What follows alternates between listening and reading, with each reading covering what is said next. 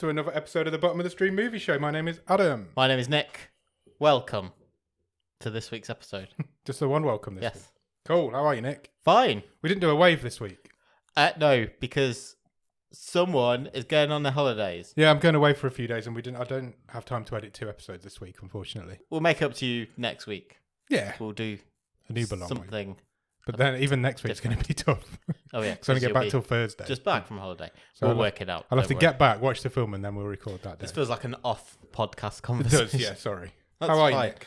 I'm good. I've seen some wildlife on my way over here. Oh, what did you see? So just at the top of my road, crossing the road. Near the chip shop? A bit further down. So near just where it crosses onto the green where the old folks' home used to be. Oh, yeah, I know what you mean. Was Yeah. a little hedgehog. Oh, So that's nice. I was glad I spotted it. And he trotted off looking for worms. what did they eat? Worms? I think so. Not milk. They're not Slugs. allowed milk. Lots of slugs. Have you walked around then? No. Oh. I drove. But you drove and spotted a hedgehog in a park? No, it was crossing the road. Oh, Did you I not see. listen I to was me? like, no, I don't, sorry. I thought you said you'd seen it on the green. I was like, that's good. It was heading to the green dark. on the other side. Why did the hedgehog cross the road? So it didn't get run over by your car? Get to the The green. other side. Yeah. Cool, that's good. I saw a dead squirrel in the road tonight. Oh, That's not lovely. as fun a story. I love squirrels. Was he dead before you? He was, yeah. I didn't murder him. That's sad times. How have you been? Have you had a good week? Yes, I have. I feel like we need to do a bit of a catch up on this because we've not done a wave. I've had quite a good week. Yeah? What have you been up to? I saw you on Friday night. You did? That was a good night. Played some games. Late one? Had some food. Yeah? Too many pizzas. Yes. 6 pieces between 7 people you'd think would be enough. Was there only 7? Oh, you're right. I was thinking there was 8 of us. No, there was only 7. Yeah, you're right. But 6 pizzas I can't lasted. I can't eat as much as I used to. No, I'm the same. Nowhere near. But did we have 2 full ones left? Pretty much, yeah. Wow. Just wasting money. They didn't all get eaten. Maybe another one got eaten. But anyway. At least they didn't go to waste. All of it didn't anyway. Yeah, it was a good night. I enjoyed that night. It was fun. Yeah. What else have I done? Not too much, I don't think. No? That springs to mind. Got the slip and slide out this afternoon. Nice. Kids in the away, are garden. they? Yeah. Throwing ourselves down that. That's cool. I'd like to have a go on that now. It's a bit warm in here. Yeah. My back feels like a slip and slide. I could Painting the picture for the listeners. I could straddle you and you could slide down it, tummy first. Yeah. And I could sort of twirl my cowboy hat above my head. It sounds fun. I'm enjoying this image in my head right now. And I would yahoo all the way to the end. Yahoo! Exactly. It sounds like the Bottom of the Stream disc golf game is going to happen. Oh, yes. The organisation is going on in the Discord From a right vague mention last week. now. Yeah. We've got loads of people, wanting to to jump play. on board. So we just need to find a course now. I mean, I found a couple. I don't know. Probably need to look a bit further afield because they're a bit local to us. So we want to find somewhere that's like a bit closer to everyone. That's all right. Some far-flung competitors. Yeah, there's going to be people from other podcasts, Patreons. There's going to be loads. After live stream. Harrison and the other one from Griff Burrito. Oh, they're both the interested. other ones come in. The other ones come in. Ah, Even the Shout Select boys are saying they're coming. excellent. It's going to be fun. We'll have to get some organisation. If you do want to come to our disc golf match, get in the Discord. The Discord link will be at the bottom of the show notes. That's some organising to do. When you're back from your holiday, got to sort out disc golf. Got to sort out our watch along. Yeah, we need to sort out the Left Behind watch along. So, yeah, bear with us, and when Ad's back, when we're fully staffed again, we'll sort it out. We'll be back on. We're nearly at the end of the season as well, which is always more admin to do at the end of the season. Oh, that's true. That might be a good point to do a couple of these things. Yeah, agreed. Maybe we could have a week off between seasons and do the watch along that week. Oh, okay. That could Save work. us using 3 nights a week to podcast. Because I'm sure your missus gets annoyed about it sometimes. Planage. I did an escape room on Sunday. Oh, brilliant. It was great. Did you win? Yes. Oh, well done. Got out with 5 minutes and 18 seconds Oh, left to that's go. loads of time. I know, it was great. That was the first one I'd ever done, and I really Was it? enjoyed it. Yeah, I've done a couple. I really enjoyed it. It was really good What fun. was the theme? It was stop asteroid hitting the Earth. Oh, okay. So we had to fix 10 bits of computing equipment to light up these LEDs and then hit a launch button at the end. Was there any that you really got annoyed, stuck with for ages? Yes. There was one that wasn't our fault as well, because we found a boroscope at one point, Yeah. like a camera with a screen on the end, and it wouldn't turn on. Okay. And we were like, we can't get it to turn on. And the bloke kept putting clues up on the screen on how to turn it on. And then he just came in the end and it didn't work. And they'd forgotten to charge it up. Oh, no. So he just had to give us the clue that we would have found with the boroscope. But other than that, it was good fun. Punctures the dream. He added some time on for us because obviously we'd wasted time trying to get it turned on. But right at the end, we'd lit up these lights, and to end the game, you have to hit the launch button for this asteroid. Sure. I've never moved so quick as to whack this launch button because I thought we were a lot closer to the end than we were. You wanted the glory. We could have sat and had a chat for 5 minutes, yeah, exactly. but I dived across the room like a fucking long jumper. But no, it was definitely good. It was Escape Live in Coventry. I'll give them a shout out. It was a lot of fun. They've got 2 more rooms there as well, so we should go and do one. Excellent. Yeah. I've done a couple with the sort of work, and they've been good. Neither time did we escape. Oh, really? So wow, we might have found something I'm better than you at. Yeah, quite possibly. Maybe. That was good. The theming was really good. It was like an old 30-year-old bunker that had been abandoned. And do you know what the most difficult thing I found in the 2 that I did? Yeah. The first thing. Yeah, we couldn't get. It took us ages to get started. It took us absolutely ages to get started. Presented with a load of stuff. You're just left in a room. Yeah. And you're like, oh. What's first? And then you find something and you're like, well, I found something, but I still don't know what to do. Yeah, and eventually it all kicks in, doesn't it? And it's quite clever how it's all planned to be like doable, but also quite difficult at the same time. Oh, I'm glad you enjoyed it. I found a lost one in Canada. So I'd like to go to Canada as well because a lost escape room would be brilliant. Would it be a disappointing ending? Yeah, you just don't get out at the end. Shut up. Anyway, we should probably get on with talking about this film because I just quickly want to mention one thing I've watched this week. Okay. I know we'll do a mega wave next week, but a tidal wave. I watched the first 2 episodes on Disney Plus of Only Murders in the Building. I've heard of this. Is it good? With Steve Martin, Martin Short, and Selena Gomez. Yeah, I really enjoyed it. Oh right. And what's the premise? So they all live in the same apartment building. Yeah. And a murder happens. Okay. And then I don't want to give any more away because everyone might not be as they seem. Oh, okay. So it's like a murder mystery in an apartment. Is it a comedy? I imagine comedy with that drama. cast it is. I mean, Steve Martin plays a used to be famous actor. I thought Steve Martin was dead. I'm not going to lie. Martin Short plays a used to be famous director, and they start a podcast. Oh right. Okay. To deal with this murder that they found in. So it's a podcasting show. Yeah. Well, maybe we'll get some tips. Check it out. I'll check that out. What's it on Disney Plus? Yeah. I'll check that out. I might even watch that when you've gone tonight. Okay. Great. There's I've heard good things about Kevin Can Fuck Himself as well. People keep talking about that in the Discord, so we're going to check that out. That's on Amazon Prime, I believe. So, yeah. Annie Murphy from Schitt's Creek's new show. So I'll check that out this week as well, and we'll discuss on the tidal wave or tsunami. What are we calling it next week? Uber wave. Again, I'm not going to have much time to edit it though. Quite like Uber wave. Uber wave. We'll do an Uber wave next week. Sounds good. Right, shall we start talking about this film? Let's do it. We need to get out of here pretty early tonight. What did we watch this week? This week, we watched a Spanish movie called The Invisible Guest. We did indeed. Good name. I mean, it really confused me earlier because I was pretty sure I was supposed to be watching a film called The Uninvited Guest, and I couldn't find it. Yeah, you won't find that. It doesn't exist.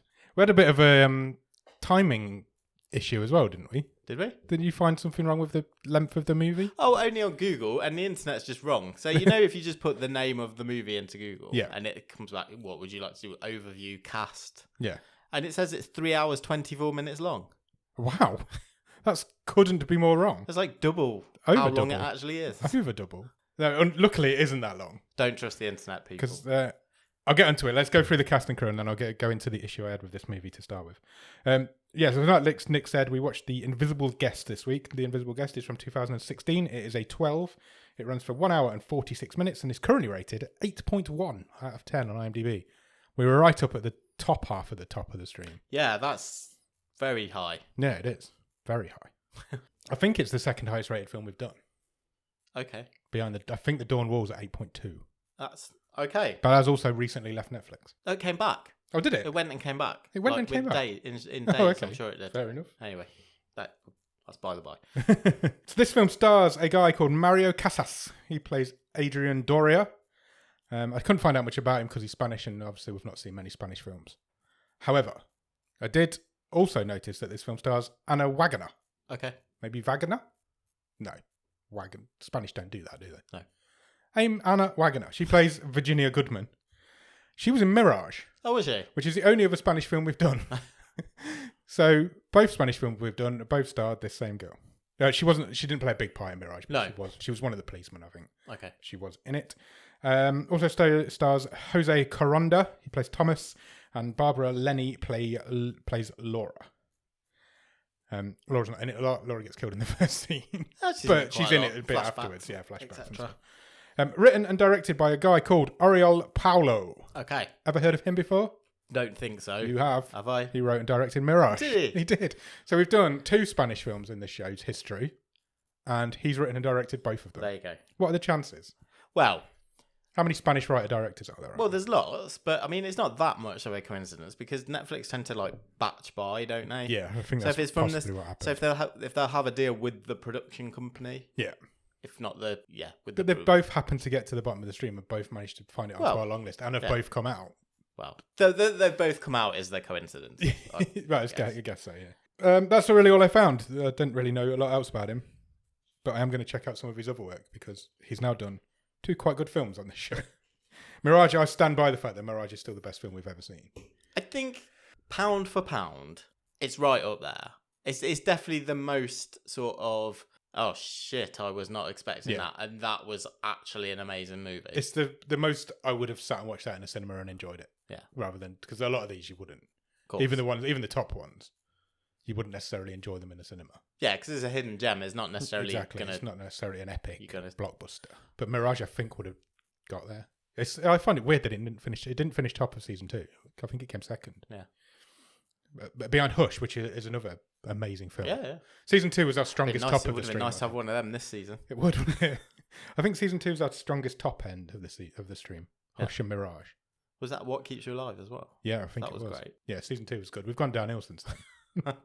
The quality of these movies. Well, let's see where we get through to. this one. So we are. Yes, we are. We've got 3 episodes left now. Yeah. Still one wild card left to play. I've heard rumours. Have you? I was going to say it's not far away. There's only 3 episodes. It's not far away, and it's not happening today because I've not sent him the long list yet. So yeah, the other one from Grief Burrito's got his wild card to play. Do you have a 1-word review of The Invisible Guest? I forgot what it was called then. The Invisible Guest. Do a Columbo. Do a Columbo. Nice. Columbo would have just been good enough. That's 1 word then. Yeah, but that's not a Peep Show reference. Oh, okay, fair enough. Where does this film start, Nick? In a city. 12 minutes in and we're only just starting. It does start in a city, that is true. Sorry, I'll go on less tangents. No, I enjoy your tangent. I believe there's going to be a lot of tangents in this. We are in Barcelona. I think we are, yes, or somewhere on the outskirts, if not the inskirts. I spotted a few famous landmarks, I believe, in these drone shots. It starts with drone shots over a city, doesn't it? With credits rolling. There's a woman. Yes. Who gets out of a car. Yep. And goes into a posh building. Yes. Possibly a hotel, or apartment block. I think it's an apartment block. Yeah. But yeah. And she goes up in the lift. Yeah, we're off to the races. Got to work out what the hell's going on straight away. Straight off. She rings the doorbell. She's like power suited, isn't she? Proper power suited, like coiffured hair. Is it coiffured? Good. That will do for me. She's an older lady, I would say. 50s? No, maybe even older because she was retiring, wasn't she? Yes. But quite an air of authority. Definitely wouldn't mess with her. No way. No way. She rings the doorbell, a man answers, and she says, "Hi, I've been sent here by your lawyer." And then there's a news report on in the background. We hit an early news report again. We love news reports on this show. Very specific, this one. Yeah. It is so specific, it absolutely catches us up on why this man is here in this apartment. It really does. And it's almost like absolutely exposition. It's giving you the news story just gives you the background of what's going on. It's not like a real news story would be. No, it's not. It's basically just this is the news story that we need for this film. Yeah. And basically, it's about a lady that's been found dead in a hotel room or an apartment. Yes. The man that was sharing the room with her has been arrested. The trial is upcoming. And he's that's the news report. Reigning businessman of the year. Yeah, he's a famous top businessman. Young businessman. He was the only man in the room. He was in the room when the police found the body, and he was locked in the room. Yeah. So it's not looking good for this businessman, who we then find out is this man who we've just met in this apartment building. We do, and then we find out the woman who has arrived is a top defence attorney. Yes. No, she's sent by the defence attorney, isn't she? A witness preparation expert. Yeah, but they're in it together. Yeah, she works for the defence attorney. Helping defend him. She's a witness preparation expert, I think she describes herself as. So she's there to coach the witness, basically. Coach the defendant. So she says, "Sit down. I want your full story in your words. We've got 180 minutes. Yes, because a new witness has been found for the case, and the witness is winging his way to the judge. Yes. And basically, the rumor is that this witness has got enough evidence to send our star, Yep. who is Adrian Doria. Adrian Doria, down. Yeah. So they've got 180 minutes because he is going to be arrested after 180 minutes. Yeah. They've got 3 hours. And then we get a flashback. There's many flashbacks and theoretical flashbacks, I guess I'm going to call them. There's a lot of this film that isn't real. Unreliable narrator. Or an unreliable narrative. That's true. That's a good way to describe it. So, because it's all like, you don't know who to believe and when to believe them. Exactly. You get slightly different versions of the type of events of the same event, don't you? Yeah, from different people's So perspectives. you can already see that, this is going to be twisty-turny. Yeah, and it is. It's twists and turns a lot, doesn't it? Yeah. We flash back on the outside of this hotel in the snowy mountains. The overlook. The Spanish 100%. Overlook. It couldn't be more it was obviously intentional. There's quite a few Shining references in this. And there was even like the suspenseful music, bass sounds every time you saw an exterior shot of. As soon as I saw it pop on the screen, I was like, Overlook. I'm in on this film now. This is imitating Stephen King. I'm fine. Then we go into the room, and it's like a room in the Overlook as well. It's like green walls and 70s decor. It's cool. Like posh, so it's not like crumbling at the edges. No, but it's kept that. It's kept period. Yeah, because it's not set in the 70s. We're very much set in the modern day. Absolutely. Yeah. But this hotel is caught in a time trap. We didn't even mean that. So we find out that the Adrian Doria's in this room with a lady. They're being blackmailed, basically. Yeah, they've been told to go there. They've been told to go there and bring 100,000 euros. Euros. And then they realise that it's a trap at this point. And just as they realise that, she goes to grab her bags and he gets his head knocked into a mirror and knocked unconscious. Yeah. When he wakes up, the police are banging on the door and Laura is dead on the bathroom floor. I mean, immediately I'm like, you're an idiot, mate. Because he picks up the murder weapon. Yep, straight away. He then picks up dead Laura. Yeah. Contaminates absolutely everything. Yeah. There's money all over. The money's still there, but it's been chucked all over her as well. Yeah. And there's no one else in the room. Nope. And the police can't get in. The room is locked from the inside. We've got a classic, I want to say Sherlock Holmes, but immediately I'm thinking this could have been the start of an episode of Lupin. Yeah, it really could. Yeah. It's exactly like that, isn't it? It's like it's a murder mystery. It's a proper murder mystery. Yeah. How's this woman been killed? The police do eventually break the door down. They arrest him. Witnesses say that they saw no one leave and that the door was locked from the inside, so there was no way anybody could have left. And Adrian is already saying, I was framed, there was someone else here. Yeah. I was knocked I've out. been set up. Yeah. He was told that nobody had a motive to set him up. There's nobody out there that wants to set him up. Well, he says that as well. Yeah, he says that. To Goodman. Virginia. Virginia Goodman's not a very Spanish name, is it? It's not, no. No, well, now you think about it, it's really not. Virginia Goodman. She says to him, if you promise me that you will never lie to me, I can get you off with this. Yeah, she's like, I'm not one of the cops. Yeah. She's like, I have never lost a case. Yeah. And I'm about to retire. This is my last case. Well, she actually has retired and she's come out of retirement to take on this case. And she says, I can help you. The line she uses is, there's no salvation without suffering. Yes. So you have got to be honest with me. Yeah.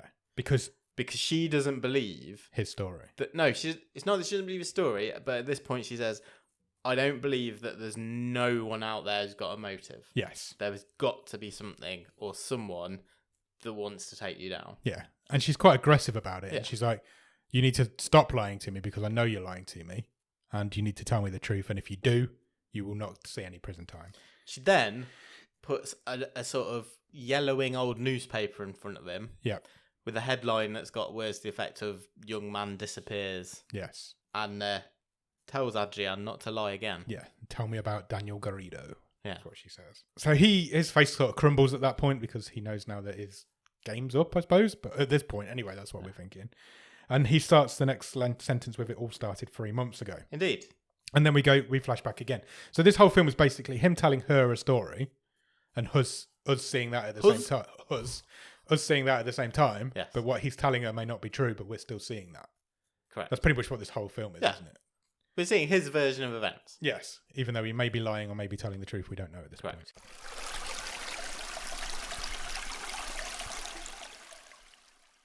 the flashback starts and we're in a room with Adrian and Laura, but he's on the phone to his wife because he is married and Laura is his illegitimate lover. Yes. They decide they need to leave, so they drive together to wherever they were heading. And they have a conversation in the car. Yeah. And she sort of says, well, do you want to leave your wife? And he says no. And he says to her, do you want to leave your husband? And she says no. No, she's quite happy with this setup. But she's like, I'm having fun. Yeah. Whereas he's got like guilt. Cheater's guilt. Yeah. He says he wants to end it, basically. And she's like, well, there's no point. We've done it now. We've already done the bad deed. We're both enjoying ourselves and neither of us want to leave our partners. Let's just carry on. Then all of a sudden, a deer jumps out in front of them. Oh, did it? Yeah. Did it actually? Yes. Oh, okay. Did you not see the deer? No, I just saw the smash. It was quite difficult, this film, wasn't it? Because what I wanted to mention at the start is that there's no fucking dub. Which has been a problem before, but I can't remember what the last film was that didn't have one. But there wasn't a lot of dialogue in it. Whereas this is all dialogue. And it is so difficult making notes on a film. Rapid fire. You can't take your eyes off the screen. And also, you're trying to write. My notes are virtually ineligible. I mean, I would always try and do the subtitles anyway. Yeah. Obviously, I would in ordinary circumstances. Yeah, I know. But it's difficult when you're making notes. It is, very. I did have to stop this a lot. A lot. And I wouldn't do that in a normal movie. Maybe that's why 3 hours and 24 is on the runtime on Google, because it's about right. I watched the end 4 times. Oh, really? Yeah. Just to try and get my head around what was going on. Yeah, it's dubbed into...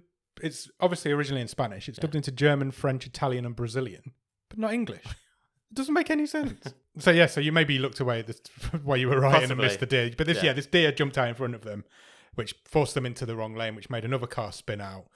And the other car crashed. They managed to kind of regain control. Yeah. And just basically pull over. They were a bit shook up, but they weren't injured. Correct. However, the same cannot be said for the guy who was driving the other car. No, there's a young man. Yes. And he seems to be quite dead. He seems to be very dead. There's a lot of blood. He's full on dead. Oozing out. Yeah. So, obviously they panic because they've just been involved in a crash that's killed somebody. They're not necessarily at fault, but who's going to believe that? Sure. And it's more the fact of they're not necessarily, it sounds bad, they're not necessarily worried that they've killed a guy. Yeah. Because, as you say, it's a freak accident. Yeah. They're worried that all their lives will unravel. Because of their affairs, their families are at risk. Will get out now. Yeah. That's definitely what Laura's worried about. Yeah. Adrian was all ready to call the police. He was on his phone to call the police. Laura stopped him calling the police. And that's the decision that started this whole spiral of what this film becomes. Sure. She says if we call the police... Well, she basically says the guy's not wearing a seatbelt and he was texting. I can see his phone. He was texting. Yeah. If you call the police now, this is all over. Our lives are over. So don't call the police is basically what she's saying. So they think, well, we'll just drive off. We'll leave this guy here. But the car won't start. No. They've somehow stalled the engine or broke the car somehow. I suppose it's panicked when it jerked to a stop like that. Sure. It's locked down, hasn't it? And another car's coming. Yeah, they can hear. So they're on like a windy hillside. Yeah. And they can see below them a car is coming up the road. Which I thought was quite tense, this bit. It was very tense. So Laura very quickly comes up with a plan to pretend that they've hit each other. Yeah. So she pretends to be the driver of the other car and that they're standing on the side of the road exchanging details. Yeah. So this other car should, in theory, just drive straight off. She takes charge completely. Adrian's panicking, he's sweating, he's panicking. But there's also a lot of blood dripping out of the other car, this Daniel's car. But it works. We think it works. The man drives away. Eventually, he's convinced that... He hangs around for a bit longer than you would expect. But again, it's to ratchet up the tension, isn't it? And make this passerby a bit of an ambiguous character. So, did he choose not to see something? Or did he genuinely... Was he fooled by their... ruse? And it's not the last time we meet him, as a spoiler. But it was a nice foundation to lay, I guess. The fact that we didn't, as the audience, we didn't know whether this guy had noticed. Yeah, at this point, going on, it was just a tense moment. Yeah. Of God, did he see that or not? Because he's then a wild card for the rest of the movie, basically. Yeah, isn't he? Comes back a few times. Laura says, "Look, we need to get rid of the body and the car because somebody's seen us now." So they both dump the body into the boot of his own car. Correct. And Daniel drives it away. Well, she says, tell you what, I'll stay here and call a tow truck. Yeah. You can get rid of this car and the body. Yeah. So they do. He drives off in one car. She sits and waits for him. So we follow, to start with, we follow Daniel But then we see the same perspective a bit later on from Laura's perspective, don't we? Virginia says, I don't know if this was a translation issue, but Virginia says to him, "What did you do with the car?" And he says, "I buried it." Yeah. Which he didn't. He pushed it into a swamp. But bury it in you a can't lake. bury a car. What else are you doing? Putting it in a You're lake? not burying it. Burying it's underground, not underwater. You don't bury something in water. You don't drown a car. No, you don't bury it in water Sink the either. car? Sink the car. I sunk it is what he should have said. It just made me laugh. I just had this, because we didn't know at that point what he'd done.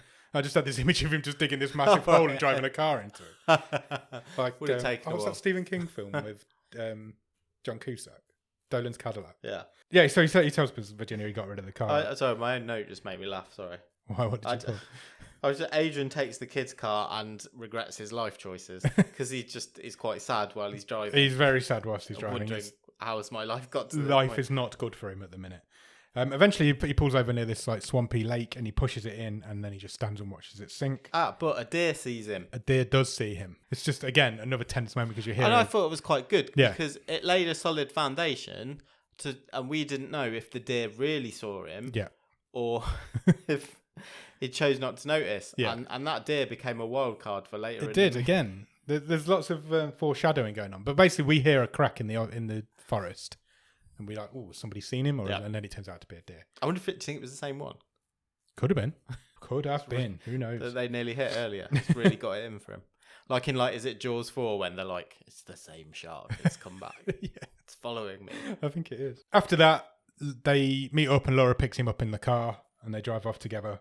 And now she's really out of sorts. Yeah. Because she's been really calm to this point. Yeah. But she's really not calm now. Yeah. So at this point, we see the exact same situation, but from Laura's perspective. Wait, the car's fixed. What could have gone wrong? Exactly. So we go back to when Daniel left. With Laura's in the car waiting for a tow truck to turn up, but it's going to be ages. Yeah. And then a man shows up. Yes. Another man in a car. And luckily enough, he's a mechanic.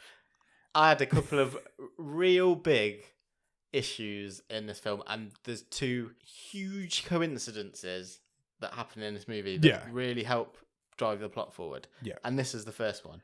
Because this guy that stops halfway up this hillside in the middle of nowhere is not only a mechanic. No. Is a BMW engineer. Yeah. Who helped design this type of car. Yeah.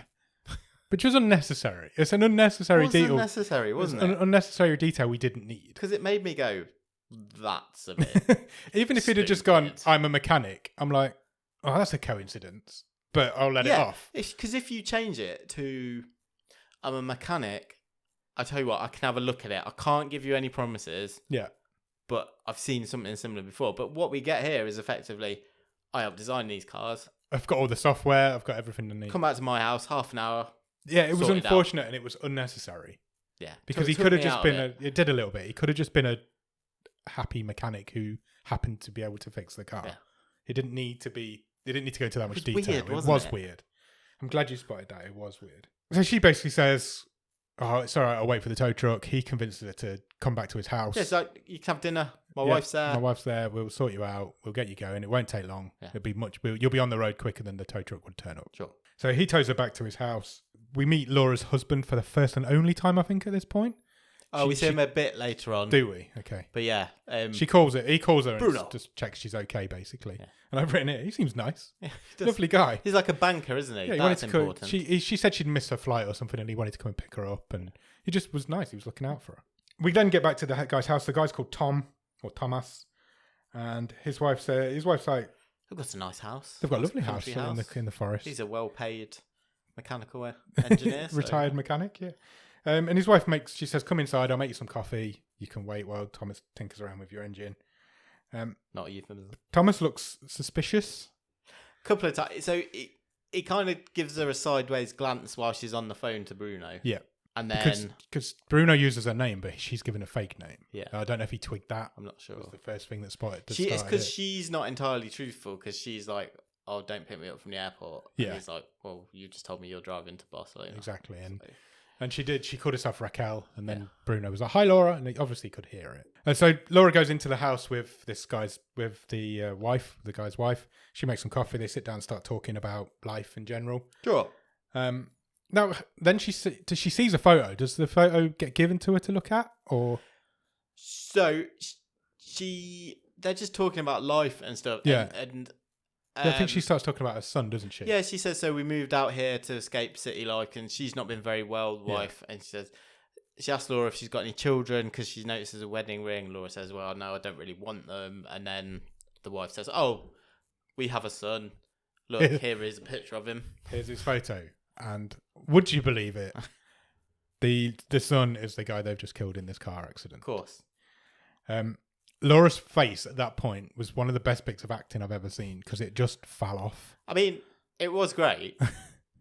It was really good, It was really good. Her face just dropped. The only reason I think I'm a little hesitant is because we've kind of seen this exact scene in Caliber last season. Yeah. You're right. I did think that as well. You're exactly right. We did.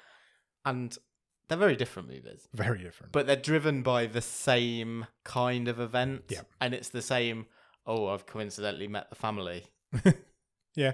In a small local village. And I just had that at the back of my mind. And I'm not saying for better or worse, but...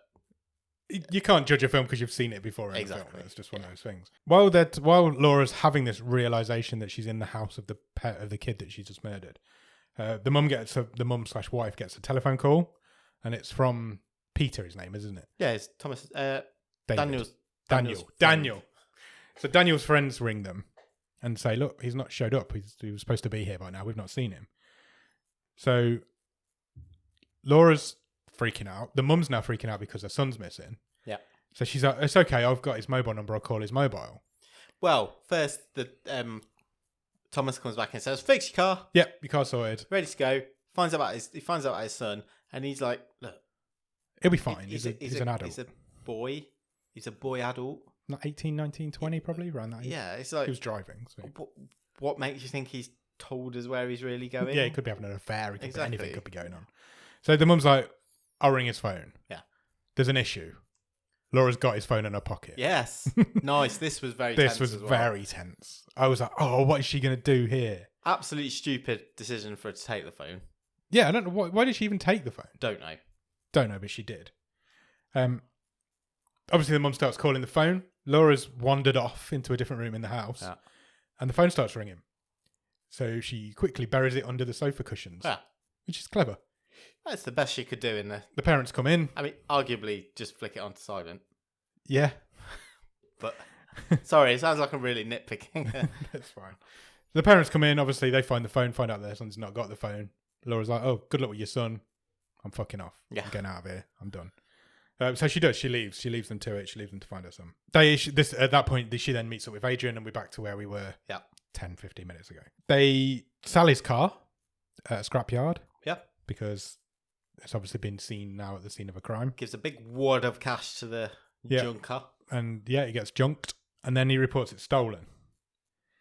And then he just heads back to his life. He goes back to his normal life. Loads of his wife. Hot Spanish people smoking on rooftops. Yes, basically what's happening. He's a businessman. He's trying to close a big deal with the Japanese. I think that's what's going on. There's no detail about what he's actually trying to do. Some tech company. Yeah. Also, Laura and Adrian have at this point gone their separate ways. Yeah. At that point, they were like, "We're done. We can't see each other now. We need to stay away from each other." Mainly all because that guy saw them on the side of the road. Sure. If they'd have got away with it, if it wasn't for those stinking kids. So they go back their own separate lives until one day, Adrian sees a news report. Yes. Lower bottom of the stream news report about Daniel, who's this boy who's gone missing.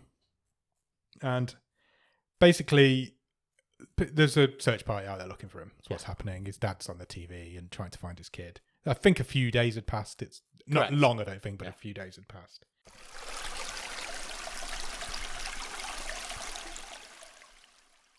We cut back to Adrian and Virginia at this point because they're still... this whole film is remembered just them telling the story. Felix calls. Felix is the defense attorney. He's Adrian's lawyer. And he basically calls Virginia and says, "Look, I'm on my way. I might have a break in this case." He's going to Bilbao. I'm going... Yeah, I've got a hot tip. I've got a hot tip. I might be able to break the case. Keep him talking. You're in charge. Yeah. Whatever happens, you're in charge. So we cut back to Adrian continues telling the story of what's happening. So he's just thrown himself into his work, basically. Yeah, he's all in on his work. Until one day, the police come into his work. Yes. And don't arrest him, but they ask him to accompany them to the station for some questions, to answer some questions. Basically, what's happened is the dad has remembered the registration number for the car that Laura was in. Yeah. And that's led them through a variety of ways to Adrian, because it was Adrian's car. Correct. So they just basically want to check his alibi, see where he was on the night in question, as police do. He's like, I was in Paris. Yeah. Business meeting. Yeah. My car was stolen from the airport. Yeah. A couple of hours before you spotted it. Basically, Felix has brought him an alibi. But the cops are like, well, where's your ticket from the parking lot? Yeah. He's like, I lost it. I lost the car parking ticket. So at this point, Adrian confesses to Felix's lawyer. He says, I wasn't in Paris. Yes. I was with a woman. Doesn't confess to anything to do with this, obviously, no. just that he was there. So he says, basically, you need to buy me an alibi. Yeah. Which prove that I was in Paris, which he does. And he also says, make that file disappear. I don't want to be connected with this case. Yeah. But he doesn't do that. Felix neglected to do that. Because Virginia has the police report. Yes. And he is still mentioned in the case. His name is there, yeah. The news report continues. A news report about Daniel. We see another news report where it's now being reported that they think he's faked his disappearance. Yeah, because 50 grand has gone missing from the bank at which he worked. Yes. Slowly over time as well, not all in one chunk. So he calls Laura and they meet up for the first time. He's like, have you done this? Yeah. And she has. Yeah. Remember, this is all Adrian's story of what happened. Yeah. This is not necessarily the truth. This is just what we're being told. So, yeah, she took the kid's wallet and his phone, and she's been transferring money from his account. Well, this is my second big coincidence that took me out of the movie, because it just so happens that Bruno, Laura's husband, is an investment banker. Yeah. And he has one of those little card machines on a dongle. Yeah. Which means you can basically transfer money from anywhere. And because he's happens to be a banker and the victim happened to be a banker, she uses Daniel's card in Bruno's software to set him up. Yeah. That's another massive coincidence. And another unnecessary one. Because that whole thing of her stealing the money didn't need to be there. Did it? It didn't lead anywhere. No, it's just to put them off their scent. You could have done it a different way or not done it at all. It wouldn't have made any difference to the film. But so these two massive coincidences are unnecessary. Yeah. But I thought they just took it down a level. That one didn't bother me as much, but I'm not sure if I understood what was going on as much as you maybe did there. So she took her husband's computer and his authenticator, I guess, but used the victim's ID to transfer the money. Yeah. I thought she was just using it. Yeah. I don't know. I didn't think about it that deeply. That's fine. And Adrian calls her out on it. He's like, that's ridiculous. I can't believe you've done that. You've put us into a situation. And she's like, if I'm going down, I'm taking you with me. So you need to help me cover this up or whatever. And then she just leaves. She leaves him there sitting in this cafe. To be fair, Goodman does kind of say that's a bit of a coincidence. Yeah. You know, the bank stuff. She does, yeah. But she kind of lets it go. Yeah. Because Adrian's like, oh, yeah, well, yeah, it is. I remember, it might not be true. Yeah. It might not be true. So it might just be the way Adrian's telling that story that's the huge coincidence. Possibly. As she leaves, Adrian spots a man over the road watching him. We're not sure who that is at this point. No, it was the first... Yeah, I know it was, but he wasn't sure who it was. So that's why I should probably... I just thought that was in his head. Oh, was it? Well, yeah, because I took it to mean that's Adrian's mind starting to play tricks on him. Fair enough. I didn't take it as the guy was actually there following him. Yeah, because he wasn't. That makes sense. But I think that's what the movie is trying to do, because it's trying to go, oh, was it this guy? Yeah. Does he set you up? Yeah, okay. Whereas for me, it was pretty obvious he was in Adrian's version behind this all along. Yeah. So. After this, this is where he becomes Businessman of the Year. We go to an awards gala. Yeah. And life's good. He's everything's gone back to normal. He's happy with his wife. He's winning awards. Everybody's happy. He's pretty famous. Yeah, he's getting famous. There's some fame happening. At the awards dinner afterwards, a man comes up and says, there's a news reporter who wants to have a word with you. Says he knows you. Yeah. So you're like, oh, I wonder who that's going to be. So he goes to see him, and it's Thomas. It's Daniel's dad. Yeah. Basically, they've put two and two together, Daniel's parents, because a lot of coincidences happened. They've got an idea. I'm not sure if they've put two and two together and got four, but they were almost there. But they're on the right lines, aren't they? Because basically they figured out that Thomas had his phone when he left the house because he'd used it. Yeah. And then it turned out to be back at the house. Thomas noticed that Virginia moved the driver's seat when she got back in the car. Laura moved the driving seat when she got back in the car as if she hadn't been driving it previously. Yeah. So some things just didn't add up, and it's made Thomas do his own bit of investigating and led him to Adrian. And then Adrian offers him a smoke, and he uses a lighter that was also in the car on the night. Yeah. So at this point, Thomas is like, I know now what's going there. on. You were there that night. Yeah. What is going on? Tell me where my son is. He also has been following him, and he knows about the affair that he's been having. He's got him back. He's just working it out on the spot. Yeah. But he's got it right. He's complete. Well, yes, for as far as Thomas's side of the story is, he's got it right. Yeah. But eventually, security drag him away. Not before Thomas has chucked this expensive-looking lighter into the fountain. Because he says to me, "What did you do with?" It says to him, "What did you do with my son's car?" And he chucks the lighter in the water as if it's a metaphor of what he knows what he did to the car. It's obvious what he must have done with the car. It's just we need to know where. He wants to know where. But Adrian says, after he got left from security, I never heard from him again. Never saw him again. And this is the point where Adrian reveals to Virginia that he thinks the first guy that stopped is the guy who's blackmailing him. He says the only other person that it could be is the first man. passerby. He's the only person who knows. If it's not Thomas, it's not Daniel's father. It's got to be this other guy. It's got to be the other guy. Yeah. There's no one else who knows. Yeah. And he gets sent an envelope. Or is it him or Laura? One of them gets sent an envelope. I think it's Laura. No, it's him. Was it him? At work, yeah. He gets sent an envelope, and inside the envelope is a picture of the swamp area that the body was dropped in, and a note that basically says, I know what you did with the body. Meet me at this hotel with $100,000. Yeah. And we'll talk about it. But at this point, Virginia says your story makes absolutely no sense. She says there's three big holes in your story. Yes. And I've written them down. Go on. Because she was good, this character. She was awesome. She says, if your story is true, why did they leave the money in the hotel with you? Nobody took any money when Laura's body was covered spread on over the body. Yeah. How did he get out of the room? Yeah. Fairly obvious one. Yeah. And then the third one's about this text message you received. Why did he send a text message to you to say, I will be in this room? The text came whilst they were in the room together, but it was from Laura's phone. Yeah. So it confused everybody. Yes. That's when they knew. That's what made them realise it was a setup. Correct. And then says there's too many cracks in this story. Yeah, it doesn't make any sense. You're going to get pulled apart by the prosecution. Yeah. So let's tighten it up. She says, I'll tell you what I think happened. Yes. And we get her perspective. Presumed. What's happening here. And we start off with them heading towards this hotel in the ski lodge, ski back to the resort. And he says the hotel, we're still, even though it's Virginia's tale of events, it's still told from Adrian's perspective. Yeah. As if it was what actually happened, but isn't. It's just what Virginia thinks happened now. It's quite complex, this film, but it works really well. It sounds more saying, this is the story we're going to take to court. Yeah. It sounds a lot more, we're making it sound a lot more complicated than it is. It does flow really well. Fucking 46 minutes into this episode already. And he says the hotel was only accessible by train. Yeah.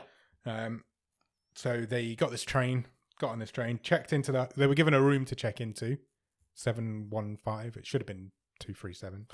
Adrian waits outside while Laura checks in, and then he follows Laura in a little bit later on.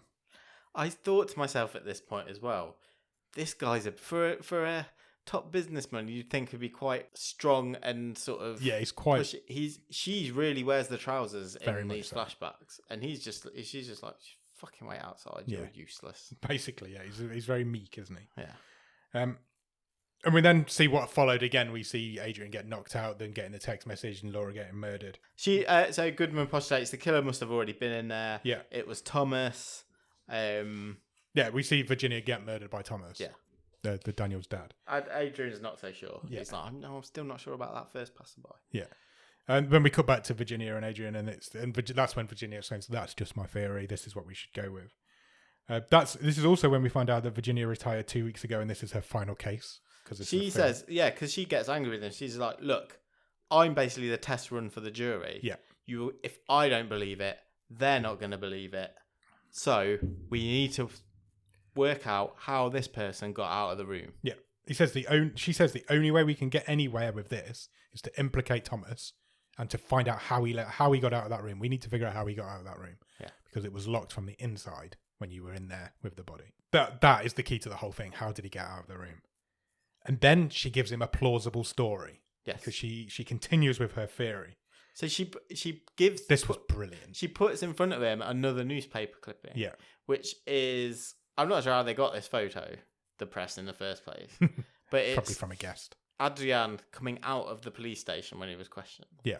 And it just so happens in the background, sort of further down the corridor. Was it the police station? I thought it was the hotel. I thought it was as he was being arrested. Oh, it might have been. I think it was as he's being being arrested. arrested. Yeah, it must have been the hotel. Because it's, yeah. Further down the corridor was Thomas's wife. Yes, the kid's mum. Yeah.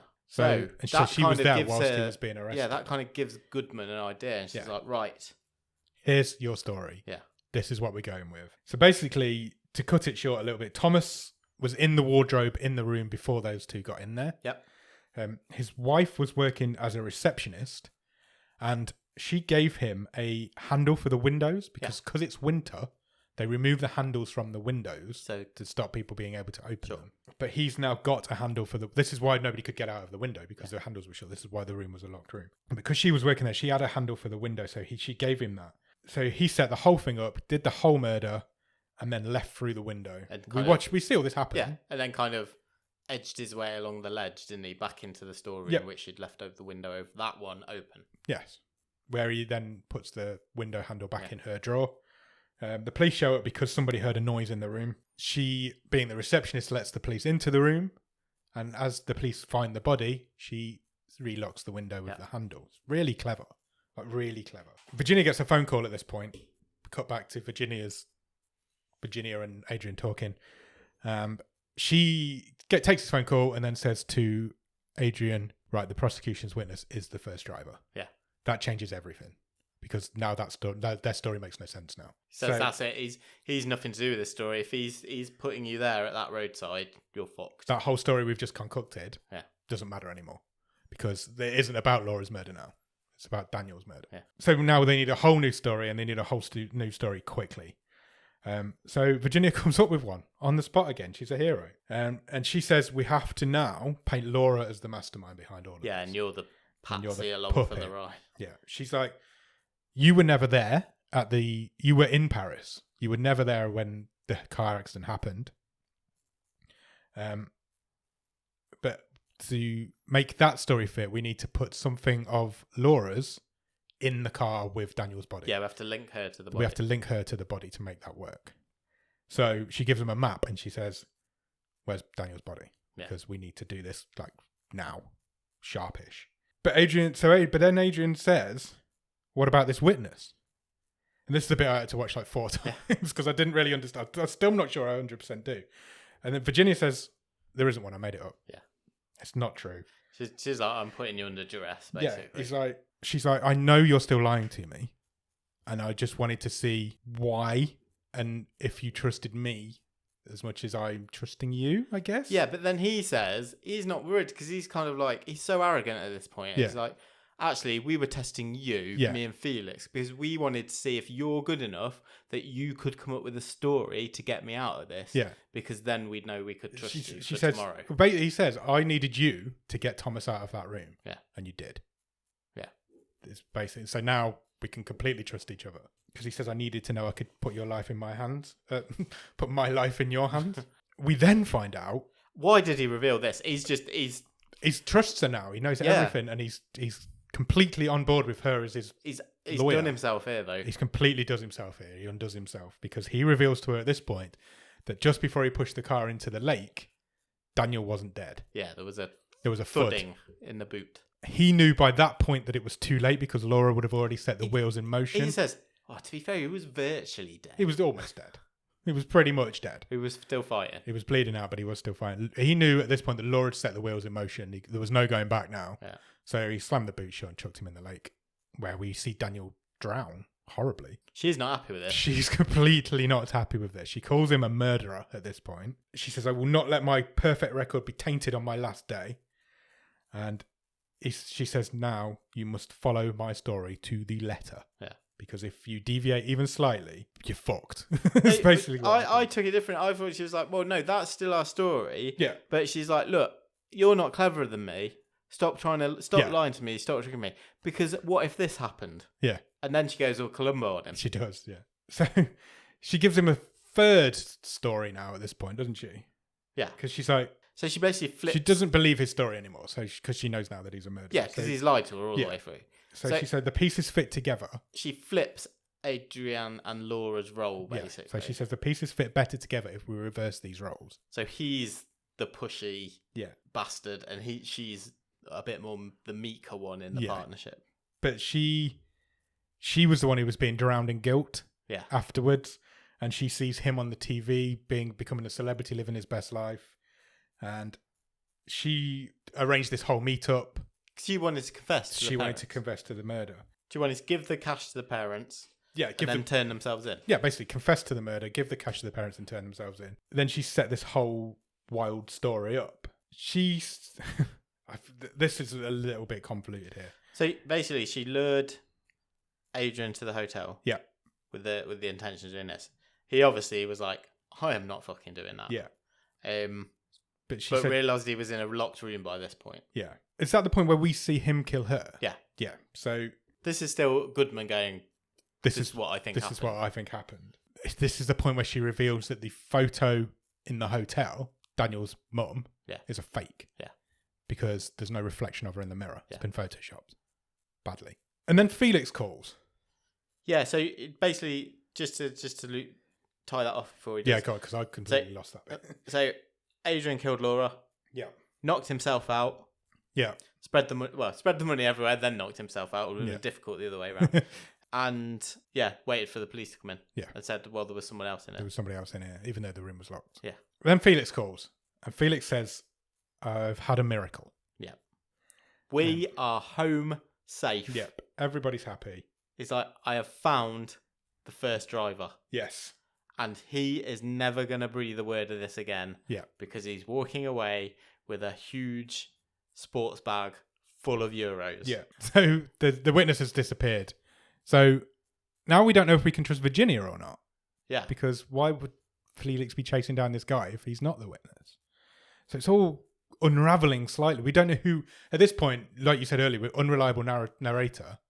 We don't know. They're now all unreliable. Everybody in this film's now unreliable. We don't know what's gone on at this point. Completely don't know what's going on. Adrian says to Felix, look, I've told her everything. I completely trust her 100%. We're good. Yeah. This is going to go well. Yeah, Felix like, I told you she was good. Yeah. Virginia's like, right, I'm going to go out and get some fresh air. Yeah, we've had session. Yeah, then I'll come back. We'll nail this story down, and you'll be good to go tomorrow. So she goes outside, and then a pen explodes in his pocket. Yeah. And that's the point where I was like, fuck me, I know what's going on here. I got this twist at this point. She switches his phone off for some reason. Yeah. He turns it back on. Yeah. And as he's talking to Felix, the phone signal goes all squelchy and then the pen bursts in his pocket. Yeah. So he's like, well, that's weird. And he undoes the pen, and it's not a pen. It's a bug. It's a microphone. Yeah. So he's like, what the fuck? So he looks through all of Virginia's files, and they're all just blank bits of paper. Yeah. There's nothing on it. We get a few flashbacks of things that she said earlier in the film, like when she called him a murderer. She says that she'd been gagging the prosecutors, that sort of thing. There's flashbacks as well to because they're kind of flashbacks to Laura, aren't they? So these are for us really. When Laura was with the family and Thomas said, oh yeah, my wife's into like Amdram. Yeah. Oh, we didn't mention the fact that Thomas lives over the road. This is quite a big deal. So before Virginia leaves, she says to Adrian, Thomas has been watching you for months. Yeah. He's even brought the apartment across the street. Look over there. And he's just standing in the window watching them. It's really ominous. Then that's the point where she leaves to get some fresh air. We then follow Virginia a little bit, and she makes her way over to that apartment. Yeah. And she meets up with Thomas. When he finds the microphone in the pen, we cut back to the apartment that Thomas is in. Thomas has recorded the whole thing. He has the confession now on tape. And Virginia and Thomas stand in the window together, looking over at Adrian, who's also standing in his window. And what does Virginia do? Takes her face off. She rips her face off and her wig. Because this whole time, she has been Thomas's wife. Yeah. The mother. That's your big twist at the end of this film. And then the doorbell rings. And then the doorbell rings. At Adrian's. And somebody who looks remarkably like the Virginia Goodman we've known all the way through this film says, my name is Virginia Goodman. I've come to help you with this case. Yeah. And then the film ends. Yeah. Fuck me. That was good. I liked it. What did you think? I liked it. Did you? Yeah, I've got to be honest, it didn't absolutely blow my socks off, Okay. but I liked it. I thought it was excellent. It's right on my street. I really enjoyed it. I wasn't sure if you would, because I didn't know if it'd be a bit too sort of crimey for you. Yeah. This is not really your... No, it's not. But it was a good... It was a nice, really neat little story with loads of neat little twists all the way through it. I would say it was like the cinematic equivalent of a sort of, I don't know, a Grisham page turner or something like that. A summer crime novel, isn't it? Just made really well. Because I really like the fact that you kept getting told stuff and then kept instantly getting told that that's not what happened. Well, that always works for me. Yeah, it just works really nice. I know it's a tried and tested gimmick, but the whole unreliable, not being trusting what you're being told, that always appeals to me. But we got told that from the very beginning, that you can't trust anything that you're being told in this film. Yeah. And till the very end. No, we never knew what happened. Yeah. We still don't really know what happened. We know we've got the basics down now. And we know that he killed Laura and got rid of and Daniel. There's still parts of the story that don't add up, which I really like. Yeah.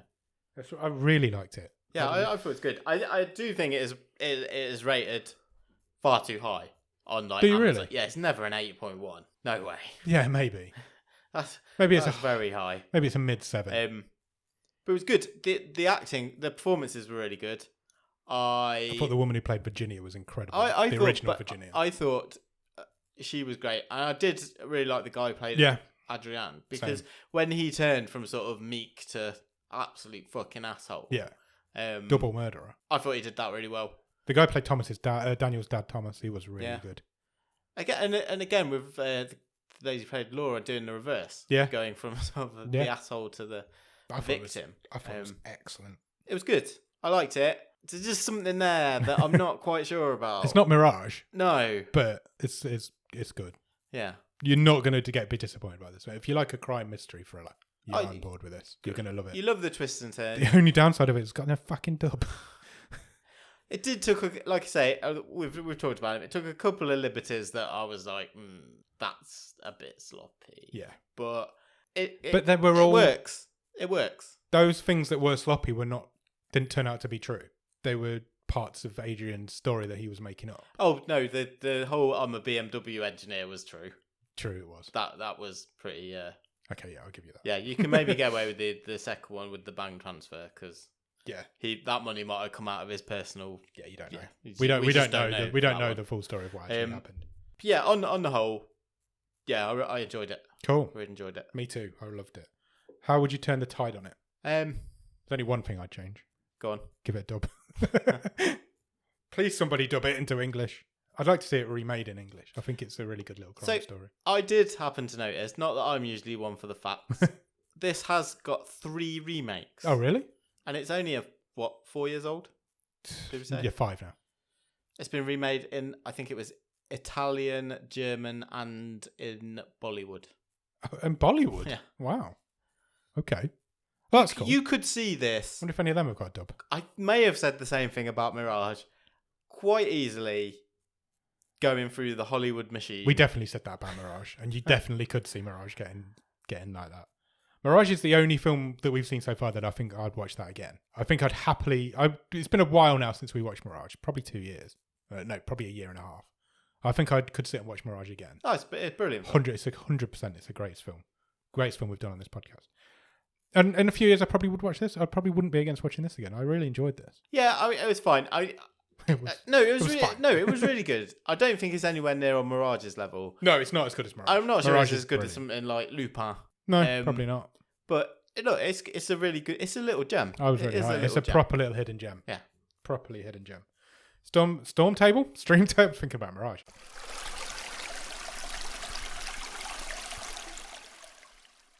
Stream table. Oh, that's tough. What, the stream table? Yeah, it's at the higher end. I don't think it's tough for me. On any other stream table, I reckon 3rd, 4th, 5th. Yeah. This is better than anything we've seen this season. Oh. It's better than Deirdre and Lainey Roberts' Reign. Oh, I'm not sure it is. Really? Yeah, I think I might have it just below that. Really? Honestly? Yeah, I think so. That's really interesting. I thought this would be head and shoulders above the top of that table. There's something holding me back on this, and I know it doesn't really help, but I'm not quite sure what it is. It doesn't help at all. I honestly, I was sitting at work thinking about this today, and I was like, we're not going to have an argument about the stream table tonight. I don't know if it's just because I feel I've seen a lot of crime stuff. Maybe I've not. Maybe I'm just like, oh, this is all new to me. And this was really well done. Oh, one thing we haven't said is how nice it looks. Yeah, it's beautiful. beautiful. Shot really well. And that goes for obviously when they're out in the wilds, but also when they're just sitting around the table in this really posh apartment. Yeah. It is shot really well. A lot of the scenes are direct rip-offs of The Shining. There's even like the over-the-top car traveling scenes and the ominous music across the lakes. But then we've seen that. We as we said, Mirage is from the same director, and he homaged Back to the Future, and it's clearly a film fanatic, isn't exactly, it? Or an 80s film fanatic at the least. And maybe that's what swayed me. The links to The Shining are maybe swaying me a little bit more. The hotel looked amazingly like the Overlook. Yeah, it was crazy how much it looked like it. I thought this was a really good movie. I just think I'm maybe... Are you just struck over Deirdre and Laney, or do you want to go lower than that? What's that? Disappearance at Clifton Hill. No, I think this is better than that. It is better than that. But in many ways, they're quite similar in the sort of make your own mind up on some of it. Yeah, they're both mysteries, aren't they? Both thrillers. I think the only thing that's holding me back is that I've seen a lot of crime stuff, be that procedural or movies like this, and I just thought every little twist worked really well. It's good, but it's really not neat. It didn't make me go, oh, fuck, amazing. We're getting really close to the end of the season, right? There's 3 films left. Are you going to be happy with Deirdre and Laney Robert Train at the top of the table? I'm not saying that, but I'm not sure. No, you're not. But I'm this not is sure the sort if of thing we need to start thinking about. With this either. I still think this is a weak table. This is a weak table. It's a weak number one. This isn't. But Deirdre and Laney Robert Train's a really weak number one as well. And it just is. It's not even close to any of the others. I don't disagree with you at all. So maybe I'm splitting hairs, and I think we are splitting hairs. And does it really matter? No, but I don't want to say does it really matter because it's going to win the top. It might win the whole thing. It's really tough. We don't argue over the top very often.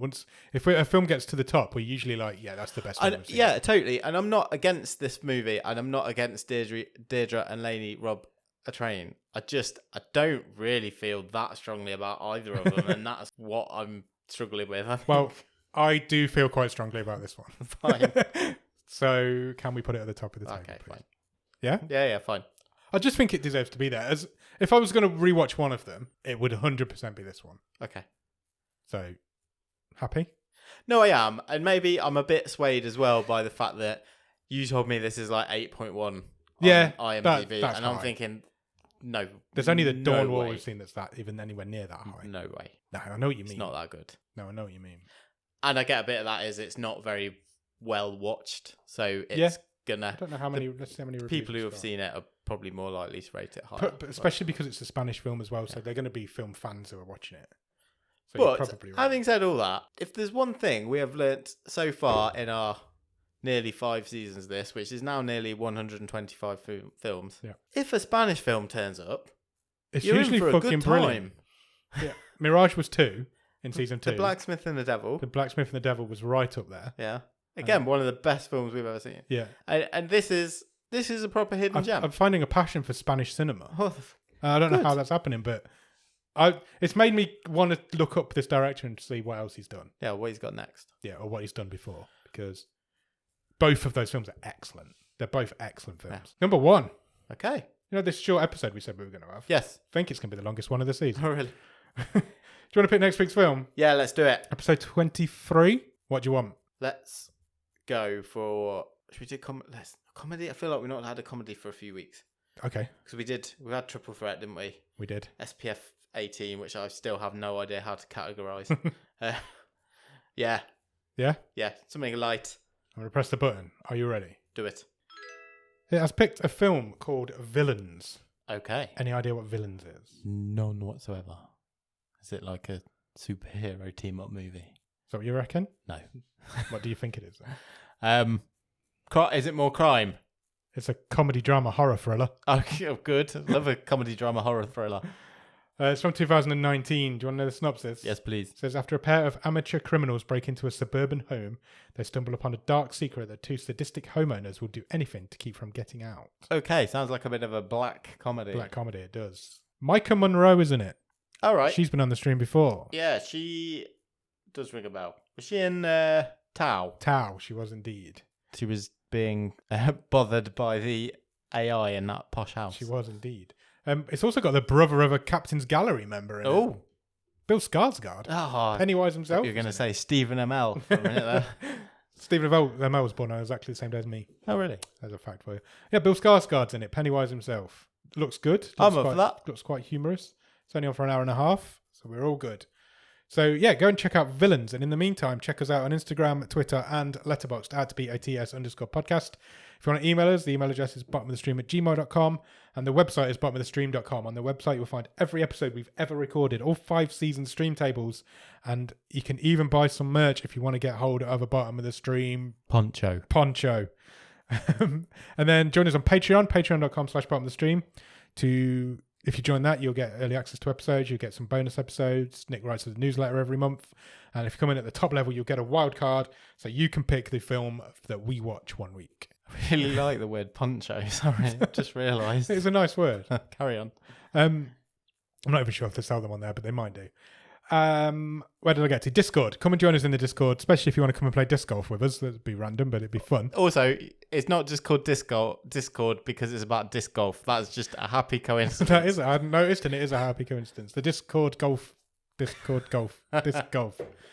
Yeah, we've had some new people join this week, and it is a lot of fun in there. We talk about films, we talk about TV shows, we talk about all sorts of random shit that's going on, and it's a lot of fun. And we're going to do our Left Behind watch along in there also, so come and join us for that. The Discord link will be at the bottom of the show notes. Be there or get left behind. Hey, ba-boom-ch. If you've got a few minutes, can you also please consider leaving us a review anywhere that you can review podcasts? That could be Podbean, Podchaser, Apple Podcasts, Spotify, Cephalopod, anywhere else that you can do that shit. Maybe you could write as an alibi in your next trial defence. Okay. And we'll just be that. Yeah. Whatever. Okay. I don't know. I've run out of steam. Sorry. It's been a long night. It's long and hot, and this is the longest episode we've recorded in ages. So yeah, new number 1 on the stream table. Go and check out, what was that film called again? Villains. Go and check out Villains, and we'll come back next week to talk to you about it. Cheers. Oh, and there'll be a wave on Monday. Bye.